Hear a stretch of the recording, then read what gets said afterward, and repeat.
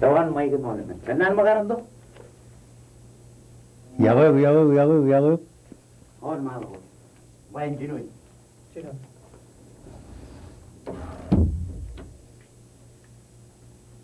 Yeni na berpelak apa man bukan waling tak TV program aja nalilingan haru ion dronem na kali mija gilu cawdinin raini em ko mang toya to na idurun radio kana ajiri TV kana ajiri ro ni miyang para ni do pjang makacem lale bijain em pa wana doi dan larigna an pijai ni rugi deng deng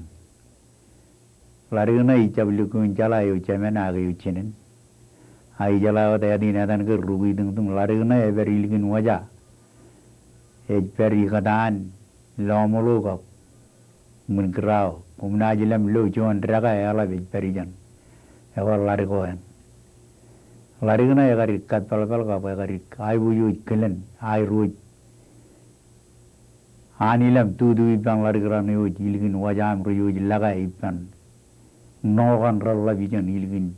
munigraw ligi lewum lamulu iyo jigini kure ayre kiya larigna pajain jonan laga egari kapalbal ken kilenan kajarbalan laga ilo nogan bungun kriye ilo nogan e lagayani tam cejalak medal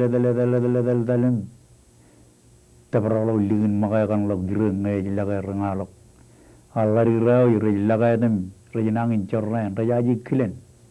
rejablikun jalan malan eno lari kenai egari kat palabalan lagay kene ke tayak karangan edan ke rugu ideng cuman pajaman elban ali karana manan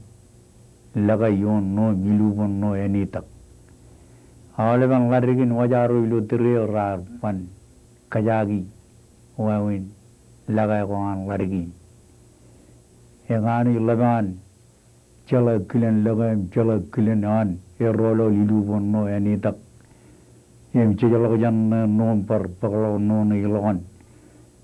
em chala kon par paglo no en logan imu yaganu chala kilen fujarak ijana ilugan pere nganan marungun rumujan tabraga ni we chani no nganan laga ni tak ilubu rani tak em lago ban jajalo iluban no num tu ningalok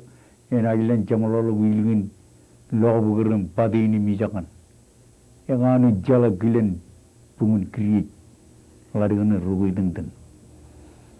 em iloan larigana kamane wawen gain awaleban lamaru ilu pugunin waja janetu ligitak raganu chala kemol gene ge larigna garbat talanawan kemolem laga ilu noim awaleban lamarana iwaja nakana ge rana wajana waja ilu ailing labalak ecap waja ilu majurua waja ilu ailing labalak ekwe ecalo jono wa nangin druja ecalo jono wa nangin corra nilgin waja kar pajilo wa ruptolan kalim jagan lalabro kadori wa ko wair menge yebungno ilu torgan yar jablo wair corren yar jablo wair charu yar jablo wair mejal jallo wa ko wair ilu no ko rek ko kuri ayagar kani jamana ir katoren wanani tem wan mutolok rar jablo corren eno dangal larigna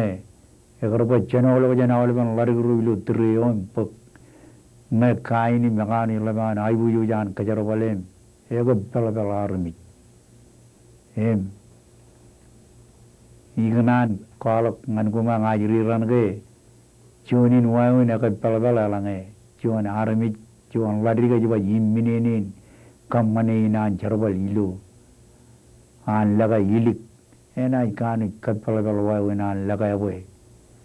karwaj chunin wayu na katak sijak katak kage kang larig roeto ak larig rane terin ijaje daga reccabai kajar bal makkaci yang katak bu rencala katori wa ko wair emroin chala wawen air meurim chapcharra ni lo air wan matolam mona ni taglu meja kan ain renion ain manot ewa largin garbaj ruidin dengan cagar bayar largin kain naot lagai lubanno ene dam wan matolog lubanno matolog arja bilo chorrain ekal kani jammanan kejar bal wawinan tudu ipan lari ruja gar kani jeppal kage melang lari krar berteber wawin ko ar kammani kadaginir yoga raja likun teber wawin ogen kammane eno dan gen kammane pejo kammane ilu air chala turun chala em chala gum agalang ye alikun chala webole lan chala em jonin men or ta jang lari kran ne or wami wa kumarong kajar wali e wo kumuna kada kilen laga ilu bon no kana innem kum jamini yon chorrain chakran ngai alag no laga aida chala ud kilen laga yang ni na jenani chorrain e not an lamaran gilgin wajah yang ilu aina golak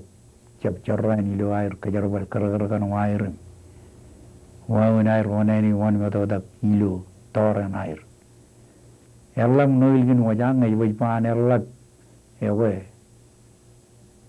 marangin cap tabrak wagar rejida kuilangan ligin wajah filtre bakar ramarangin cara kote medal jane jonganan nana agi jogan nogan tergani jammanan larigin wajaran kejar wali ilu air tore ni dak em tore mutolok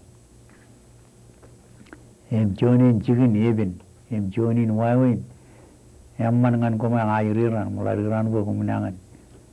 ya katak kelenami yang lagai lu bon no we jonin ba jugur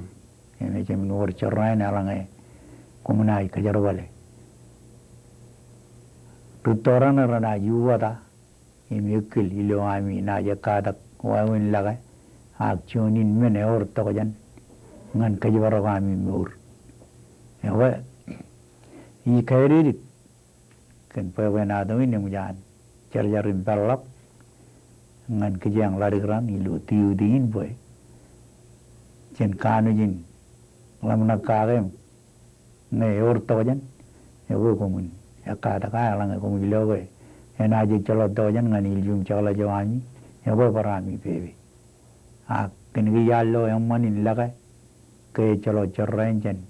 lamaran ilgin waja ka pelariran ilgin waja chalo chorren ngani rilo air ilukun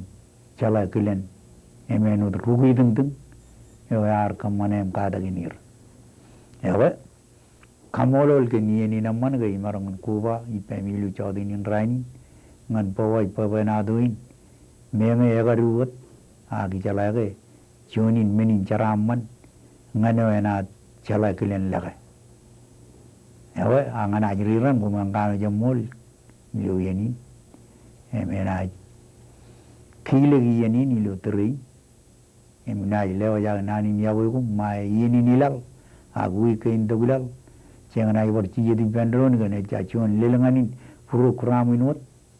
men ai berwan leng dagilo teri awe kumangkano jamol